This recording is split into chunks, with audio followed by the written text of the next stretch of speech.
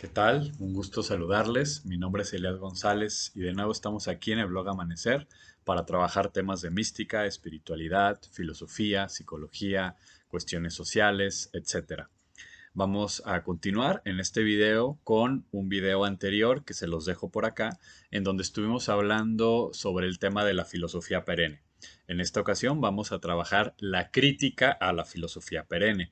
En el video anterior lo que hicimos fue exponer un poco de qué se trata, cuáles son algunos de sus puntos esenciales, en qué consiste esto de la filosofía perenne, y si bien pues fue un video, tampoco un estudio detallado del asunto, sí mencionamos nombres concretos, representantes y líneas generales. No voy a repetir lo dicho en el video anterior, simplemente recordar que la filosofía perenne, en pocas palabras, es este postulado de que detrás de todas las grandes sabidurías del planeta, llámense de índole religiosa, cultural, filosófica, espiritual, etcétera, existe una sabiduría común, que hay una fuente común para todas estas sabidurías, puntos que se comparten y que tiene que ver, en pocas palabras, con la existencia de una realidad que trasciende aquella que captamos a través de los sentidos, que esta realidad es realmente, vaga la redundancia, nuestra esencia más profunda, que el ser humano no, por distintos motivos, aquí es cuando ya empieza también a diferirse en distintas matices o aterrizajes particulares, el ser humano no puede captarla o está incapacitado por el momento para captarla, pero existe un camino o muchos caminos para poder recuperar la experiencia o la conexión con esta realidad profunda. Y entonces llámese de índole teísta, no teísta, etcétera, etcétera, ¿no? Existen distintas formas de expresarlo, pero en pocas palabras, pues esto sería lo que es considerado como filosofía perenne por los defensores, las defensoras de esta postura. En este video vamos a señalar, como adelantamos en el anterior, un poco cuáles serían los puntos flojos o algunas críticas que se le pueden hacer a esta concepción de filosofía perenne. Como también decíamos, pues es un asunto muchísimo más complejo y estos videos son simplemente para detonar la conversación, la reflexión y que ustedes saquen las conclusiones por ustedes mismas, por ustedes mismos. Déjenme antes mencionar dos fuentes por si ustedes quisieran profundizar en esta crítica. Digamos, hay muchas maneras de abordar la crítica, muchos autores, muchas autoras, y aquí lo interesante sería pues que también ustedes por su propia cabeza piensen en el asunto. Sin embargo, yo me voy a basar en esto que voy a exponerles a continuación, en buena medida en un libro que se llama Espiritualidad Creativa de Jorge Ferrer. Aquí está el libro en Editorial Kairos, se los recomiendo profundamente. Jorge, además, un amigo personal, un gran maestro, alguien que me ha dejado mucho en mi camino. Y justo de estas curiosidades, ¿no? De la relación con Jorge, el cual, pues, está de más decir que les recomiendo profundamente no solo este texto, sino otros que posteriormente iremos abordando también aquí en el blog Amanecer. Algo que fue muy bello fue encontrarme, ¿no? Con su manera de explicar y de exponer intuiciones que yo también sentía en mi cuerpo, en mi propia reflexión, a partir del diálogo interreligioso, que como ya saben o han seguido este canal, pues es de las cosas a las que me dedico, el diálogo entre las tradiciones espirituales y religiosas.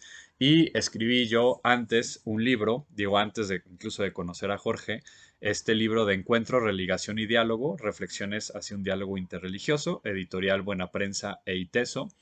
Y en este texto, que también ya hemos trabajado aquí en el blog Amanecer, aunque hablo del diálogo interreligioso, justamente parto a partir de distintas sospechas y hacia la práctica del diálogo interreligioso y en buena medida muchas de estas sospechas tienen que ver con esta noción de la filosofía perenne o de que hay una suerte como de fondo común detrás de todas las tradiciones espirituales y filosóficas del planeta.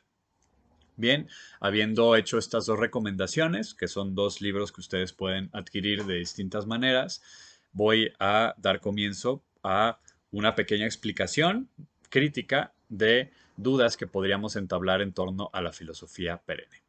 Lo primero que tendríamos que preguntarnos, ¿no? Y creo que es en buena medida y de esto es como la noción crítica, ¿no? O sea, estamos hablando aquí de una crítica en un sentido filosófico, no meramente como de echar crítica, ¿no? Como de querer desmantelar o querer atacar una postura, ¿no? Existen muchos modos de entender la filosofía perenne.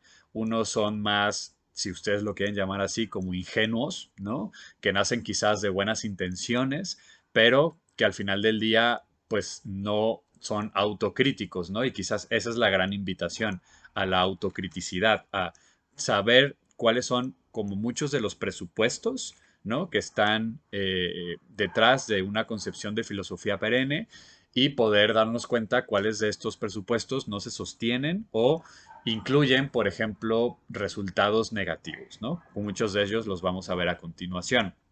Entonces, una primera pregunta, ¿no?, que tendríamos que hacernos es si esta noción de la filosofía perenne, que al final del día es una forma de pensamiento universalista, no es netamente un esfuerzo moderno para, de alguna manera, como lidiar con el problema de la diversidad religiosa. Y esto es fundamental, ¿no? Porque como lo hemos trabajado en otros videos, esto de la diversidad religiosa pues presupone la existencia de la religión. Y ya hemos mencionado múltiples veces que la religión tal y como la concebimos en el horizonte moderno, pues es un invento de la modernidad, ¿no? Una manera, ¿no?, de recrear o de inventar tradiciones bajo el suelo común de una suerte o una cosa que se le llama religión, que es ajena al resto de tradiciones espirituales o místicas, y todas estas palabras son problemáticas, ¿no? Porque en realidad son palabras que provienen de un contexto y de una filosofía muy particular y las exponenciamos universalistamente hablando, ¿no? Entonces, si hablamos de diversidad religiosa, estamos presuponiendo este concepto en común de lo religioso o la religión. Y entonces, claro que ante eso surge un problema filosófico, un problema incluso a nivel religioso, que en lo que se conoce como teologías de las religiones, ustedes saben que hay distintas respuestas, ¿no? Que si la teología exclusivista, ¿no?, la famosa extra ecclesia nulla salus, y que solamente, digamos, fuera de mi religión no hay salvación, ¿no? La teología inclusivista, que ahí tiene mucho que ver esto de la filosofía perenne, ¿no? Un tipo de pensamiento inclusivo en donde, pues, al final todos llegamos a Cristo, al final todos creemos en el amor, al final todos somos islámicos porque estamos sumidos a Dios, al final todos compartimos o vivimos esto del Sanatam Dharma, ¿no?, que mencionábamos en el otro video, la religión universal según ciertas escuelas de la India. Entonces, todas estas son posturas inclusivistas, ¿no? Ya sea que se inclinen más a una u otra tradición, pero al final son eso.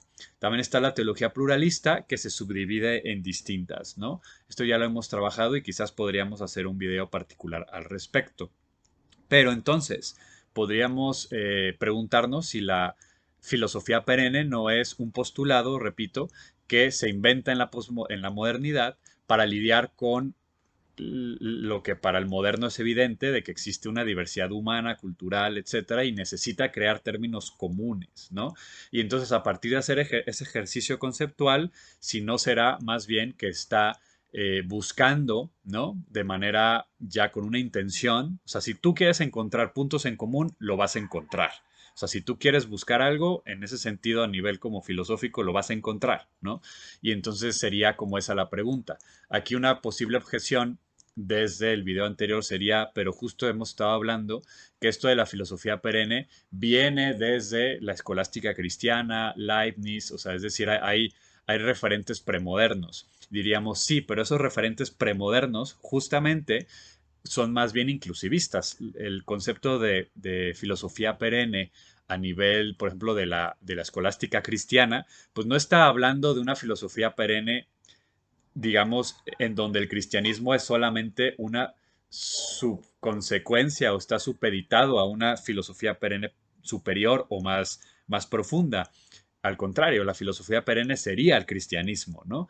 Entonces, como se dan cuenta, también este concepto tiene una genealogía y no es hasta la modernidad, o sea, ya con Leibniz, que ya estamos hablando del siglo XVII, etcétera, es cuando ya se empieza a dar la noción de una filosofía perenne más allá de cualquier tradición en particular, ¿no? Y eso sí es algo propiamente moderno, ¿no? Porque incluso el Sanatana Dharma, pues se va curiosamente a identificar pues con cierto pensamiento indio o hindú, el Islam pues también con pensamiento coránico, ¿no? Entonces, digamos, estas suertes de primer expositores de lo que podríamos en la modernidad llamar filosofía perenne, en realidad son posturas de inclusivismo, ¿no? O sea, parten de un particular y lo universalizan. Entonces, ¿es la filosofía perenne en realidad un invento moderno creado para reconciliar la diversidad religiosa? Sería un primer postulado, una primera pregunta que tendríamos que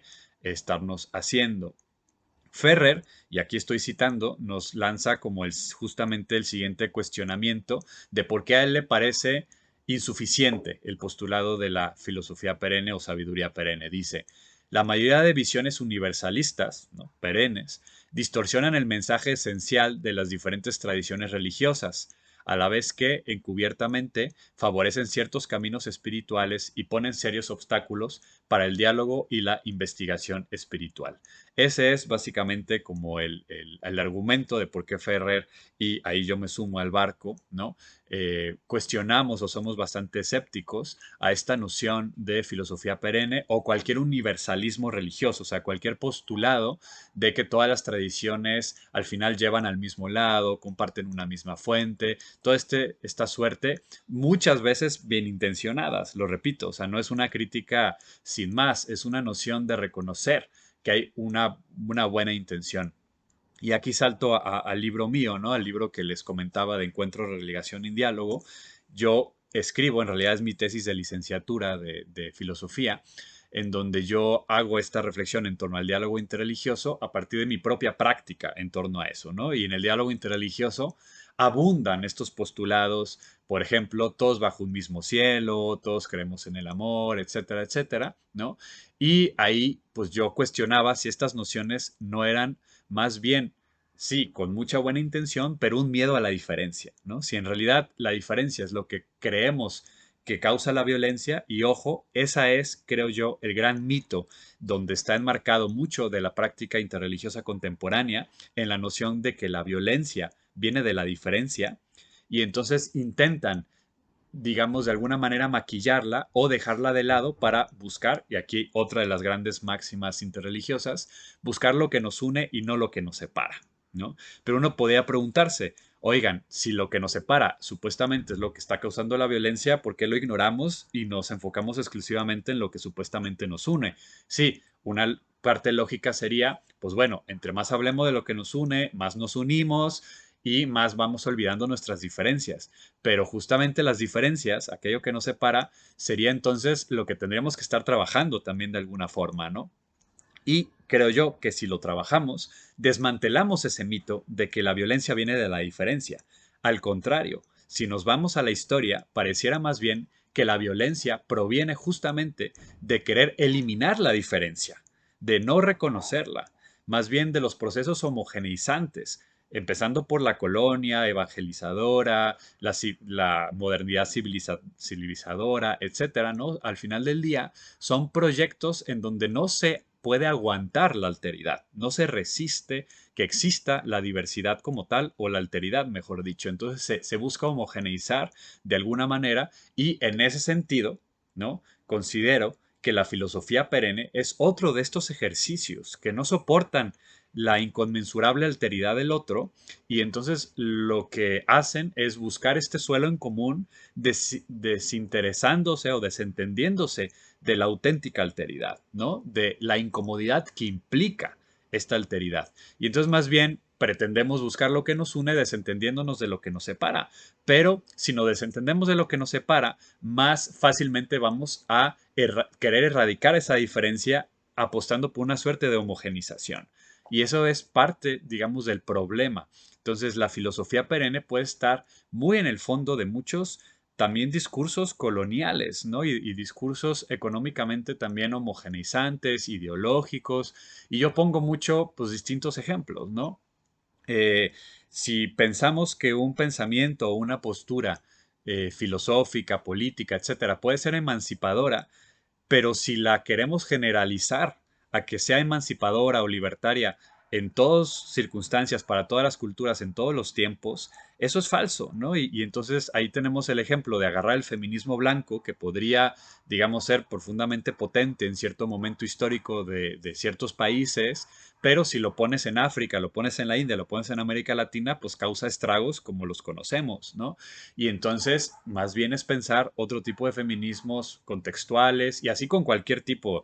El otro gran ejemplo histórico, solo para mencionar otro, pues sería el marxismo, ¿no? Y entonces, claro, ¿no? El marxismo en cierta Europa de cierta época, pues bueno, es un pensamiento emancipador, revolucionario, pero cuando lo pones en América Latina, descontextualizándolo y queriéndolo usar como receta, entonces lo que tienes es un proceso de desindigenización, un proceso de desruralización, y entonces para obligar a todos los campesinos y a los pueblos originarios a convertirse en proletariados, porque únicamente el proletariado puede causar la revolución, según, digamos, un esquema clásico de ciertos marxismos. Ojo, no Marx, marxismos, ¿no? Y entonces es como estos ejemplos, ¿no? Querer llegar a una suerte de filosofía común, filosofía perenne. Vamos profundizando en esto porque aquí se trata también de mucho motivo en el ámbito espiritual, filosófico y religioso, ¿no? Ferrer, su gran pregunta, él la enmarca sobre todo en el ámbito de la psicología transpersonal. Este libro, ¿no?, de espiritualidad creativa está hecho justo como para darle lo que él conoce como el giro participativo al pensamiento o a la propuesta de la psicología transpersonal, que él considera demasiado estancada en los postulados perennialistas. Y aquí podríamos, digamos, decir dos cosas. Uno, en torno a esto de la psicología transpersonal, el giro participativo, voy a abordar esta propuesta del giro participativo en un video posterior, entonces aquí no me voy a detener. Pero entonces un segundo punto que quisiera subrayar es que quizás podríamos distinguir entre filosofía perenne y perennialismo, ¿no? Así como estos ismos que tienden al reduccionismo. Una cosa es psicología y otra cosa es psicologismo, ¿no? El psicologismo es pues un error, digamos, argumental, de aproximación a la realidad, que quiere reducir todo a una perspectiva psicológica, ¿no? Entonces eso es psicologismo. Entonces podríamos, de alguna manera, como para tampoco querer tumbar despiadadamente a la filosofía perenne, sí mencionar que, bueno, una cosa es la intuición de la existencia de una filosofía perenne y por lo tanto poder dialogar con sus expositores y expositoras de orden más crítico, con mayor, que sustenten o que argumentan con mayor seriedad, y otro sería el perennialismo, ¿no? Que ya es la reducción perennialista, es la reducción a esto de que, bueno, al final todos creemos en el amor. Sí, pero un budista y un cristiano entienden por amor o compasión cosas bien distintas, ¿no? Entonces no es lo mismo sostener que el budista, a través de la práctica y el alcance de la iluminación, etcétera, genera compasión a la misericordia cristiana. Son cosas diferentes, ¿no? Entonces, en ese sentido, es un poco también lo que estamos aquí defendiendo. Bien, eh, como decíamos, aquí podríamos, nos dice Ferre, como distinguir que la tesis perennialista implica dos reivindicaciones. Una es descriptiva, ¿no? Afirma la homogeneidad del mensaje de todas las tradiciones espirituales, ¿no? O sea, es decir, una manera de entender el perennialismo es que todas las tradiciones comparten, son homogéneas en cuanto a su mensaje.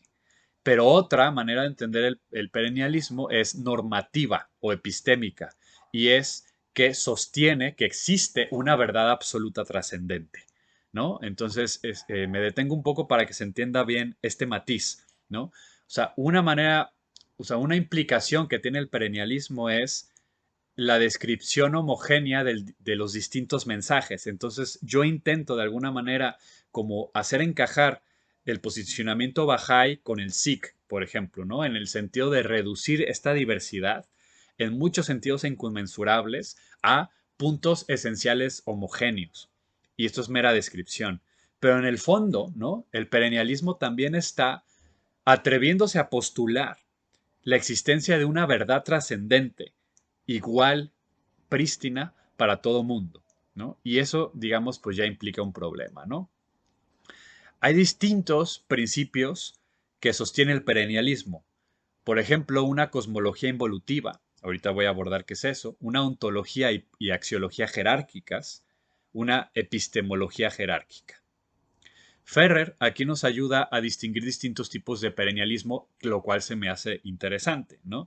Hay un perennialismo básico, ¿no? Digamos, el más común, que es esto de que solo existe un camino y una meta espiritual y la diversidad es accidental. Todos los ríos llevan al mismo mar, todos los caminos llevan a la cumbre de la montaña y por lo tanto da igual si tú recorres el camino budista, el Bahá'í, el Sikh, el presbiteriano, el católico, el evangélico, porque al final del día tú llegas a la misma cumbre y por lo tanto es irrelevante cuál camino, ¿no? Y lo que, digamos, las consecuencias de esta postura, pues justamente caen en eso, ¿no? En una suerte de minusvaloración de la especificidad de cada tradición.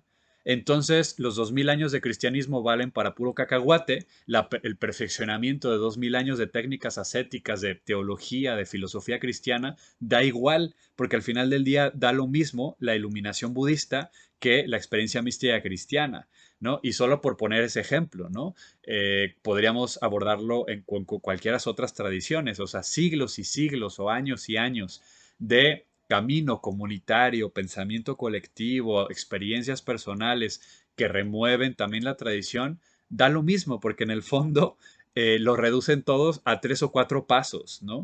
Esto de que existe una realidad, se puede alcanzar esto, lo otro y punto, ¿no? Se reduce toda la riqueza cultural civilizatoria y entonces, repito, lo que pareciera ser es que hay un fondo colonialista detrás de la filosofía perenne, porque llegan a postular aquello que, por ejemplo, Santiago Castro Gómez, ¿no? Un gran expositor del pensamiento decolonial, llama la ibris del punto cero, o lo que Donna Haraway, pensadora feminista, llama como esto del ojo divino, la mirada divina, ¿no? Esta noción de que podemos extraernos, salirnos de nuestro cuerpo, de nuestro contexto, de nuestra historia, de nuestra cultura, religión o filosofía y observar el mundo desde una suerte de neutralidad para desde ahí poder nosotros evaluar y caracterizar aquello que comparten las distintas tradiciones, que en buena medida es esta suerte como de ciencia desencarnada,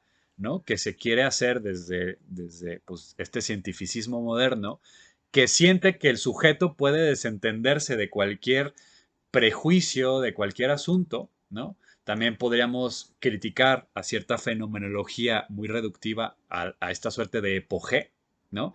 Realmente se puede hacer epogé, realmente se puede uno separar de todos los prejuicios de su cultura, de su lengua, de su historia, para poder observar de manera neutral e higiénica el fenómeno, la realidad humana, la realidad incluso física, ¿no? Ahorita la ciencia más contemporánea dice, en el momento en que el sujeto observa el objeto, ya lo afecta. Entonces es imposible hablar con objetividad de la ciencia, ¿no? Y entonces cuando hablamos de ya en las ciencias humanas o en el estudio de las tradiciones, la cosa se vuelve mucho más complicada, ¿no? Porque entonces ya no sería posible esta noción de posicionarnos desde una suerte, repito, de ibris del punto cero o de mirada divina, es decir, afuera de cualquier condicionamiento, para poder entonces nosotros evaluar y decir, ah, esto es lo que tienen en común todas las tradiciones. Porque vamos a ver enseguida cómo en realidad todo este tipo de juicios terminan en realidad más bien proyectando lo que el sujeto que observa considera como lo más valioso, lo más importante, ¿no? ¿Por qué no pondría, o sea, por qué ponemos como punto de filosofía perenne esto de que existe una realidad que trasciende los sentidos? ¿Para qué tipo de tradiciones este es un punto más importante que otros? ¿Por qué no ponemos que todas las tradiciones, al final del día, más bien, que también hay perennialismos que enfatizan eso, ¿no? Son soteriológicas. Por ejemplo, ¿no? O sea, el pensamiento de Wilber que vimos la vez pasada no pone el énfasis en los soteriológicos, es decir, en la liberación, pero quien hace filosofía perenne desde un posicionamiento del sur, por ejemplo, desde la teología de la liberación, y esto que se conoce como la teología del pluralismo religioso de la liberación, ¿no? pues lo que van a buscar es qué hay de liberador en todas las tradiciones y buscar este como impulso emancipador, revolucionario en todas las tradiciones espirituales. Y entonces, ojo, ahí ya hay otro interés. En este caso, pues más de orden político. En el otros casos, pues hay un interés más de orden psicológico, ¿no? Pero depende, ¿no? Y entonces depende el interés de quien lo pronuncie, del investigador, pues va a qué va a encontrar en común, ¿no? Hay otro tipo, ¿no? de perennialismo que sería el más esotérico. Esto de muchos caminos, una misma meta. Las diferencias son exotéricas, ¿no? Es decir, accidentales externas, superficiales, diría Wilber, pero el nivel profundo, ¿no? La estructura esencial sería el mismo. Esto pues ya adelantaba, ¿no? Otro tipo de perennialismo que sería el estructuralista, ¿no? Que es esto mismo, ¿no? La estructura exotérica, ¿no? Exterior superficial se puede diferir, pueden ser diferentes, pero el fondo es común. Puede haber un perennialismo perspectivista, ¿no? Y aquí, por ejemplo, pues entran cuestiones como cierto filosofía jainista, ¿no? Que es perspectivista, de donde viene en buena medida esta famosísima imagen que luego se repite en el sufismo, que se repite en otras tradiciones, esta historia de los ciegos y el elefante, ¿no? Que para quien no lo conozca, pues es esta noción, ¿no? Que creo que incluso ya mencionábamos en otros videos, de cómo pues hay distintos ciegos que están tocando algo y unos dicen es una manguera, es una espada, es una columna o es un sacudidor, ¿no? Para el polvo. Y no, son distintos ciegos viendo pues ya sea que la trompa, el colmillo, la pata, la cola, ¿no? Y entonces están viendo distintas perspectivas, pero de una misma realidad.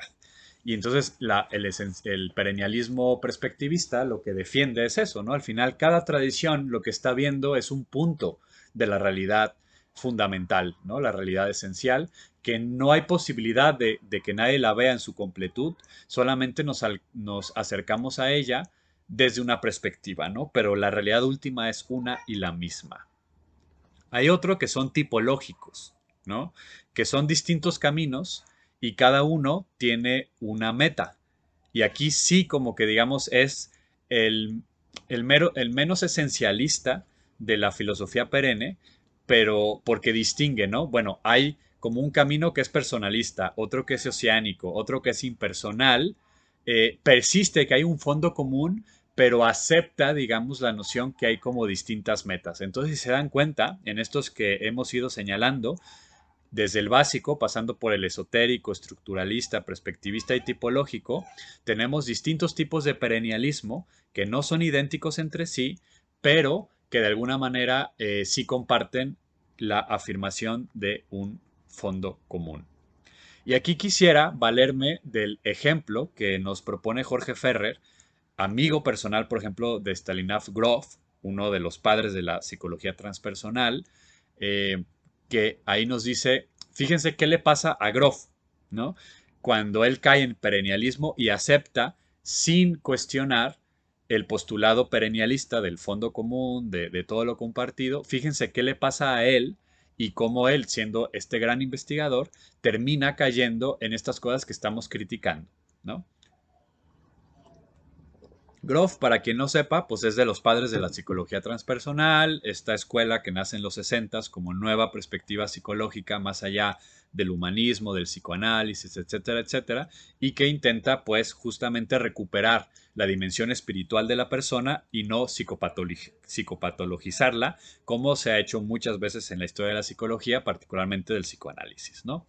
Entonces lo que hace Grof es muchísimas investigaciones, muchísimas, es realmente muy recomendable todo su trabajo. Primero a partir del LSD y luego con respiraciones aleotrópicas y otro tipo de prácticas, ¿no? Y él llega a manifestar ciertas cosas que suenan a filosofía perenne. Al final del día, ¿no? Las descripciones que ofrece Grof en torno, por ejemplo, a la evolución espiritual de una persona, a ciertas cuestiones, terminan cayendo en una versión neo-advaitia.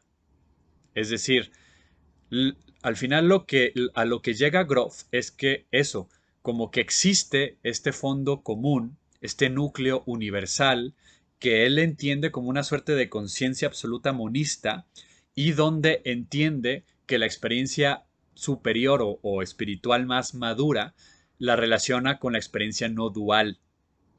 Y entonces, sí, él se basa en mucha investigación empírica, pero como él comulga con la filosofía neo-hinduista, con el no dualismo, o sea, el Advaita Vedanta, termina postulando justamente como la experiencia más madura, la experiencia de maduración espiritual superior, algo que básicamente suena a Neo-Advaita, ¿no? Y entonces termina eliminando la particularidad de cada tradición para ver en la experiencia no dual la experiencia máxima, ¿no? Entonces, vamos habiendo dicho estos ejemplos, ¿no? Y perdón, este va a ser un video largo y algo complicado porque pues es eso. Voy a mencionar algunos puntos, ¿no? Críticos en torno al perennialismo. Primero, es una filosofía a priorística, o sea, parte de a prioris, que no se cuestiona. Por ejemplo, ¿no? O sea, estos postulados de la filosofía perenne no parten de una investigación interreligiosa o intercultural, no, sino que parten del presupuesto de que existe este fondo común. Y entonces, como les decía, si tú partes de ese supuesto, lo vas a encontrar. Y el mayor ejemplo es el libro de Perennial Philosophy de Huxley, que mencionábamos en el video anterior, el cual a todas luces no es una investigación intercultural o interreligiosa, sino que es Huxley leyendo un montón de fuentes y él con su propio criterio agarrando lo que le parece parecido y poniéndolo todo en una suerte de compilación o de antología de textos que él considera que son filosofía perenne, pero al final del día no está basado en una experiencia de investigación intercultural interreligioso. Funcionan, ¿no? O sea, la filosofía perenne tiene un argumento circular, es una petición de principio. ¿Por qué? Porque entonces básicamente lo que está diciendo es que la verdad, para ser verdad, tiene que ser universal y por lo tanto, ¿no? Toda intuición verdadera tiene que llevar a conocimiento universal. Pero ahí, pues es una petición de principio, porque esta identificación entre verdad y universal es contextual. O sea, es decir, es defendida por ciertas filosofías, por cierto pensamiento que considera que lo verdad, para ser verdadero, tiene que ser universal. Pero ¿qué si más bien postulamos verdades corrompibles, verdades finitas, verdades contextuales, verdades de otro estilo que para que sea verdad no tiene que ser universal, ¿no? Y entonces ahí se cae su círculo, ¿no? El argumento circular de que entonces no para que sea verdad tiene que ser universal y por lo tanto si tumbas eso se tumba uno de los pilares del pensamiento perennialista. La filosofía perenne no, en realidad, no quiere estudiar las tradiciones. A la filosofía perenne, y esa es una crítica que le tenemos que hacer, no le interesa el cristianismo, no le interesa el budismo, no le interesa el sikhismo, etcétera, ¿no? A la filosofía perenne lo que le interesa es este supuesto fondo común. Entonces erradica la diversidad religiosa, erradica la diversidad filosófica para centrarse en este supuesto fondo común que nadie toca, que no puedes poner sobre la mesa como si puedes poner, a ver, pues bueno, esta es la historia de la experiencia Bahá'í, esta es la historia del judaísmo, etcétera, etcétera, con todas las complicaciones que esto puede tener. Pero esto de la filosofía perenne al final del día es un gran salto de fe, ¿no? Y a ver, todas las tradiciones están basadas en eso, ¿no? Pero es un salto de fe argumentativo, o sea, tienes tú que creer de antemano en la filosofía perenne, ¿no? Y ese es el problema, ¿no? Ahora, el perennialismo, por lo menos tal y como lo conocemos en una primera, digamos, sacada, ¿no? En una primera puesta en escena, al final favorece una metafísica monista no dual y entonces ya está tomando partido. Todas las tradiciones o filosofías que no decanten en una metafísica monista no dual van a ser juzgadas o como no lo suficientemente profundas, no lo suficientemente evolucionadas, no lo suficientemente, digamos, espirituales, que les falta un paso, ¿no?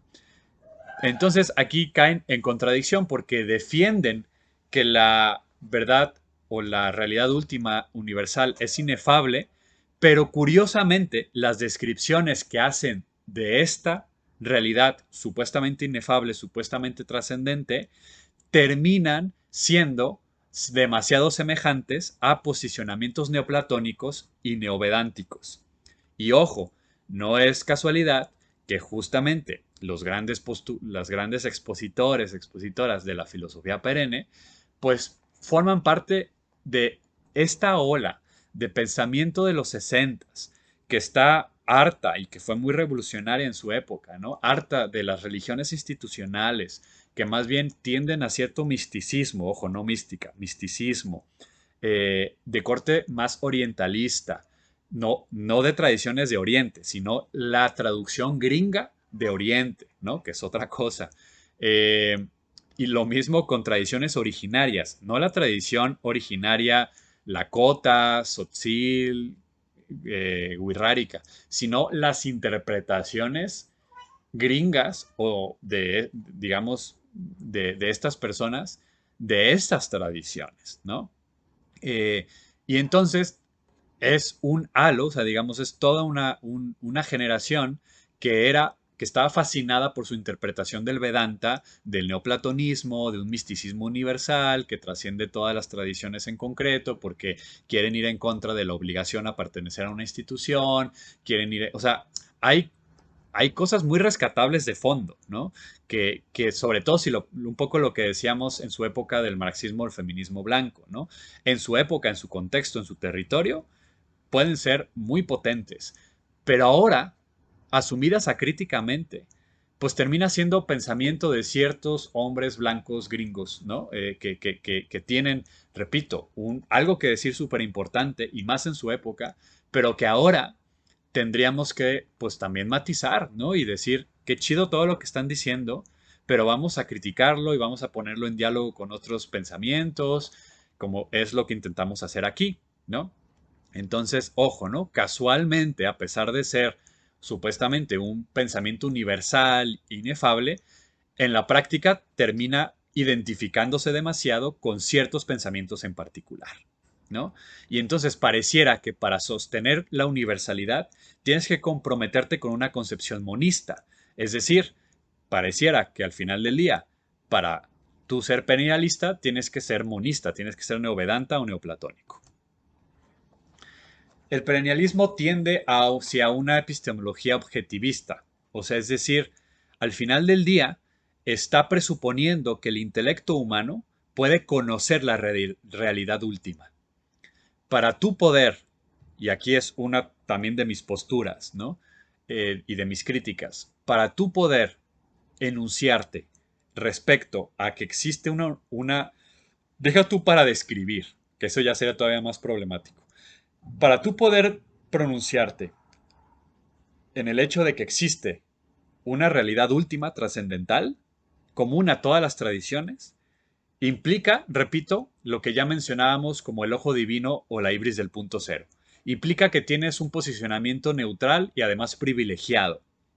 Y yo no tengo por lo menos, y yo creo que ningún ser humano tiene, en su particularidad, esta perspectiva, de poderse alejar de todo y poder básicamente decirnos cuál es la verdad y desde ahí definir pues cuál entra y cuál sale, ¿no? Y eso al final del día es una epistemología objetivista, ¿no? Porque está pretendiendo poder observar esa realidad última, supuestamente trascendente, absoluta e inefable. Si tú ya puedes decir cuáles son sus características en común, no sé qué, pues yo creo que ya estás suponiendo demasiado, ya es decir demasiado, porque estás presuponiendo, repito, un conocimiento que por lo menos yo creo que no se puede tener en ese sentido, ¿no? Eh, Vuelve, ¿no? Por lo tanto, a inaugurar nuevos dualismos entre lo absoluto y lo relativo, lo monista y lo no monista, lo dual y lo no dual. Entonces, la filosofía perenne vuelve a crear estas jerarquías espirituales, ¿no? Eh, Tiende hacia el esencialismo. El perennialismo tiende hacia el esencialismo, porque cae en la trampa de creer que lo más importante es lo común, pero no, un poco lo que les decía, no necesariamente. O sea, no necesariamente lo más verdadero es lo más común. Ahí estás tú rompiendo, por ejemplo, las grandes aportaciones propias y particulares de cada una de las tradiciones. Por ejemplo, si lo importante fuera únicamente lo común, no podríamos ver el gran aporte de las tradiciones de los pueblos indígenas que tiene que ver con su relación con la tierra. Porque como eso no es común, como no lo tienen las otras tradiciones, entonces en eso no me voy a fijar. Me voy a fijar en lo que las tradiciones indígenas comparten con el cristianismo, el budismo, el sikhismo, la filosofía cuántica, y entonces voy a hacer una mezcolanza de lo que tienen en común y voy a perder de vista los aportes particulares de cada tradición, el amor cristiano, repito, la relación con la madre tierra del pueblo los pueblos indígenas, y así con cada una de las tradiciones voy a perder lo particular. Y por ser particular no es menos verdadero. Ahí tendríamos que entonces, de nuevo, revalorar nuestra concepción de lo verdadero.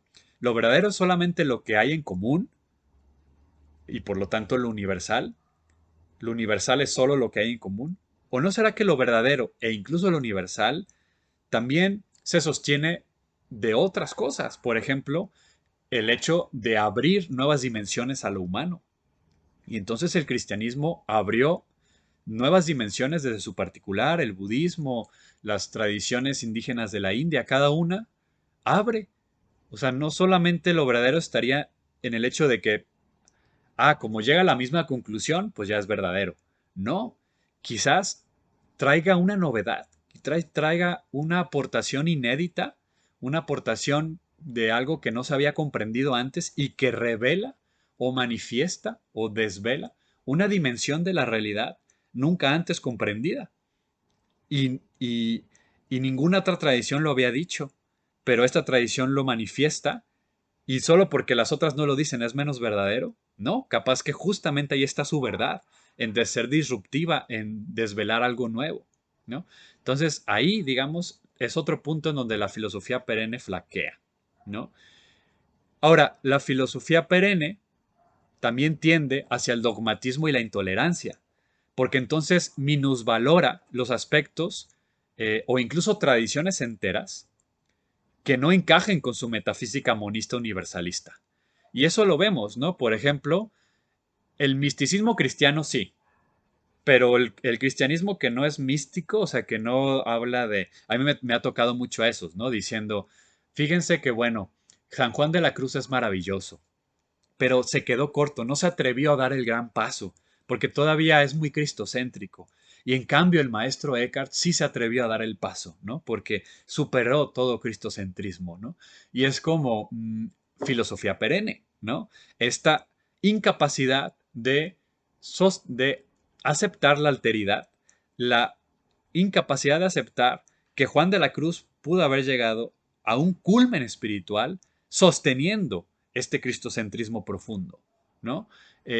Y también hay una lectura ahí convenenciera de Eckhart, porque yo estoy convencido que Eckhart, hay muchísimo Cristo en Eckhart, pero digamos, quien quiere matrimoniar a fuerzas, metiendo con cuña el budismo zen con Eckhart, pues va a quitar lo que no suene igual. Y esa es parte de mi crítica que yo hago, por ejemplo, en el diálogo interreligioso, en estas prácticas perennialistas. Es decir, obligo a que ciertas cosas suenen como yo quiera que suenen, traduzco la diferencia a mis propias eh, esquemas para que suene parecido o suene igual a como a mí me hace sentido. Y entonces, los que quieren postular que el budismo zen es como una tradición como perenne, ¿no? Porque al final, como dice el propio Bodhidharma, ¿no? El zen es una tradición que no se basa ni en palabras ni en letras, que apunta directamente al corazón humano, pues entonces consideran que está libre de cualquier condicionamiento histórico. Falso, totalmente. El zen está totalmente condicionado, al igual que el cristianismo, idénticamente condicionado, ¿no? Solamente que pues hay ciertas sensibilidades, les gusta y digamos que no entienden nada de lo cristiano o de otras tradiciones, les gusta esta noción porque creen que lo monista, que lo no dual, que lo universal en este sentido no es histórico, no es contextual. Totalmente falso. Es tanto como cualquier otro, ¿no? Es tanto como quien solamente quiere ver a Jesús. Y entonces hacen estas lecturas convenencieras de Eckhart para matrimoniar a Eckhart con el Zen, o estas lecturas, digamos, convenencieras de cualquier asunto. Y repito, muchas veces con buenas intenciones, pero en el fondo es maquillar lo que estoy interpretando para entenderlo con mis conceptos y no escuchar realmente la alteridad del otro que viene disruptivamente a romper todos mis esquemas, ¿no? Y que entonces hay una alteridad inconmensurable, hay un ámbito de la otredad que no puedo traducir a mis propios esquemas, ¿no? Y ahí hay una posibilidad de trascendencia, pero que el perennialismo no quiere aceptar. Entonces, lo que termina haciendo es creando, ¿no? Como cierta intolerancia o considera inferiores a las tradiciones que no llegan a este supuesto clímax de la experiencia religiosa, que sería el monismo no dualismo, ¿no? Quieren como ver en todos los místicos como un mensaje común. Y si uno estudia el misticismo, se da cuenta a leguas que hay una diversidad entre los místicos y místicas que son irreconciliables, incluso en una misma tradición. O sea, en una misma tradición hay místicos de la misma tradición que no pueden ser empatados, que simplemente dicen cosas que parten de experiencias diferentes, más si ya hablamos de tradiciones distintas, ¿no? Entonces, eso también como que es el asunto, ¿no? Mm, quiero como llegar justamente a, por ejemplo, a la crítica que nos va a hacer, por ejemplo, Ferrer a los postulados de Wilber, ¿no? Que fue un autor que revisamos la vez pasada, ¿no? Y que en el video anterior, y que considero pues que en continuidad ayuda para entender un poco el asunto, ¿no? Wilber, o cierto Wilber, ¿no? O sea, porque también aquí es difícil, ¿no? Como reducir a un autor a la crítica que otro autor le hace, ¿no? Hay que también tener como esa precaución. Pero es verdad, ¿no? Que Wilber pues, fue en muchos sentidos un gran defensor del pensamiento perennialista y su pensamiento perennialista es estructuralista, ¿no? Él distingue esta noción de estructuras fundamentales o estructura esencial y estructura superficial. Entonces, él termina haciendo como una jerarquía, ¿no? Porque entonces él también su propia práctica espiritual y su propia opción personal se inclina hacia el Zen, por ejemplo, y hacia el Vedanta, ¿no? Hacia tradiciones de defensa de cierto no dualismo, ¿no? O sea, que tienen como cierto tipo de filosofía de fondo que no necesariamente puede encajar con la mística islámica, cristiana, los pueblos indígenas, etcétera, ¿no? Entonces, él termina, o sea, su postura de definir esta realidad última de manera tan cercana a los postulados del Zen o del Vedanta, termina jerarquizando y, por ejemplo, viendo al chamanismo, las experiencias chamánicas como experiencias valiosas y muy potentes, pero de un orden jerárquicamente inferior. Lo mismo las experiencias teístas, ¿no? Por ejemplo, de místicos cristianos que se relacionan con un Dios personal, pues lo considera más elevadas que el chamanismo, pero menos que el Zen, por ejemplo, ¿no? Entonces, este es el tipo de asuntos como muy claros que terminan siendo muy problemáticos, ¿no? En el ámbito del pensamiento perennialista. Porque uno termina jerarquizando. Dos, la jerarquía pues termina haciéndose según pues los prejuicios y las cosas que traiga la persona que está haciendo esta tipología religiosa, ¿no? Entonces no es neutral. Y todo eso pues se lo debemos al asunto de la filosofía perenne. No me quiero extender muchísimo más porque el video podría hacerse eterno, ¿no? Y quisiera simplemente terminar con algo que de alguna manera yo ya mencionaba en el video anterior. Bueno, habiendo ya criticado, ¿no? Esto de la filosofía perenne, porque tiene, digamos, o sea, el gran punto flojo de la filosofía perenne es que como no hace autocrítica de sus propios presupuestos, no solamente filosóficos, sino históricos, eh, termina, digamos, postulando algo que ella misma no puede sostener, que es esta existencia de una verdad absoluta, trascendente, ahistórica, común a todas las tradiciones, etcétera, porque ella misma, la filosofía perenne misma, es una tradición. La filosofía perenne misma es histórica, bebe de ciertas fuentes, tiene ciertos eh, referentes particulares con nombre y apellido, épocas históricas y además territorios en donde surge, en donde es más valorada, etcétera, etcétera, ¿no? Que ya los mencionábamos, ¿no? La modernidad, Estados Unidos, la recepción gringa de cierto oriente, etcétera, ¿no? Entonces no es neutral, es tan particular como cualquier otra postura. El problema es que no se autocritica y entonces como todos los esquemas, o sea, yo en lo personal creo que podemos hacer una línea directa entre la evangelización cristiana, los proyectos civilizatorios, digamos, coloniales, ¿no? Y por lo tanto toda la colonización, los procesos de modernización con asuntos como progreso, desarrollo, que terminan siendo herederos del colonialismo y de posturas evangelizadoras. Y ahora, ¿no? En un sentido de espiritualidad posmoderna, tenemos esta noción de la filosofía perenne que, para mi punto de vista, termina siendo también profundamente colonial, profundamente, etcétera, etcétera, ¿no? Y el problema aquí es que, repito, no tiene autocrítica. Veíamos otra noción, ¿no? de lo perenne con Panikkar y con Jules Mochanin, ¿no? Panikkar ya es bien conocido, Mochanin decíamos que era este monje, ¿no? Católico que lo mandan a la India y termina haciéndose Swami sin dejar de ser también, sin dejar su monacato católico, ¿no? Cristiano. Y entonces para él, ¿no? Y aquí lo voy a citar de nuevo, literalmente, él dice que la filosofía perenne, o sea, que podemos hablar de una filosofía perennis a condición de que se entienda por este término no la permanencia de un sistema, que la historia no atestigue en ninguna parte, sino la perennialidad de una problemática. Y ahí yo creo que sí vale la pena hablar de filosofía perennis.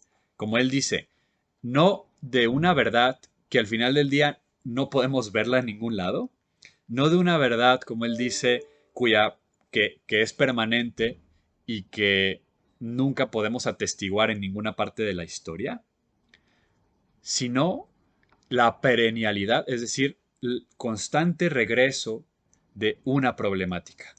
Y aquí podemos distinguir, y vuelvo a Panikkar, lo que Panikkar distingue entre un universal cultural, que eso no existe, o sea, esa será la postura de Panikkar, a un invariante humano. Y los grandes ejemplos que siempre pongo pues son la comida, ¿no? No es lo mismo, y aquí es que no es lo mismo una tortilla mexicana recién hecha en una comunidad de la sierra a una hamburguesa de McDonald's. Las dos son comidas, no, o sea, es que justamente este concepto de comida es lo que sucede, es el mismo mecanismo que con lo de religión, ¿no? Lo que existe es la tortilla y lo que existe es la hamburguesa, pero subsumirlos los dos a una categoría en común, ese es el ejercicio que estamos criticando, porque no los podemos poner en el mismo cajón, son procesos y dinámicas comunitarias diferentes, una corresponde a un proceso colectivo, común, comunitario, comunal, ¿no? De ciertos pueblos con cierta relación con la tierra, hay cierta estructura genérica, o sea, de géneros allí, eh, es todo un mundo, es todo un microuniverso en donde está implantada la tortilla. Y la hamburguesa de McDonald's es también otro universo que corresponde a la creación de ciertos alimentos para la reproducción del trabajo, especialistas o profesionistas alimentando a otros profesionistas para que continúen en la fábrica social. O sea, es decir, estamos hablando de dos universos distintos, pero la filosofía perenne sería decir, todos comemos. Sí, hay un invariante humano en el que, pues sí, este cuerpo pues requiere, pues llámenle comida, alimento, como quieran, ¿no? No me voy a poner ahorita a discutir términos, porque para, digamos, siguiendo a Gustavo Esteva, la tortilla sería comida y la hamburguesa alimento, ¿no? Dos lógicas distintas. Pero aquí, digamos, para no problematizar, digamos que el asunto es ese, ¿no? Que estamos como subsumiendo diversidades o alteridades en términos comunes, y así hacemos con religiones, ¿no? creamos el concepto religión y ponemos distintas cosas allí nada más. El problema de Panikkar sería, no existen los universales culturales, existen invariantes humanos, ¿no? Enfermedad, pero la enfermedad no es lo mismo para Aristóteles que para un médico moderno, que para un médico ayurvédico, que para las comunidades suajilis en África. O sea, es decir, no existe la enfermedad en abstracto, existen modos de vivir eso que llamamos enfermedad, ¿no? Y entonces, Monchanin lo que nos dice es, si podríamos defender una suerte de filosofía perenne, no sería esta verdad trascendente, acorporal a histórica, que no encuentras en ningún lado, sino la perennialidad, la constante llegada de una problemática. ¿Y cuál sería esa problemática? Pues la búsqueda de la trascendencia, ¿no? El ser humano buscando quién es, las grandes preguntas, ¿no? Esta, esta sed que tenemos en el corazón, eso podría ser perenne, ¿no? Pero si eso ya se identifica con con un pensamiento no dual o lo que sea, pues entonces ahí ya estamos cayendo en estas, digamos, paradojas o puntos ciegos que tiene la filosofía perenne. Con esto termino, perdón por la extensión del video, siempre un gusto compartir con ustedes, ojalá pues nos dejen por acá sus comentarios, sus dudas, les invitamos a que nos dejen también un like, que compartan el video y que se suscriban aquí al blog Amanecer. Mi nombre es Elías González y nos vemos la próxima vez. Bendiciones.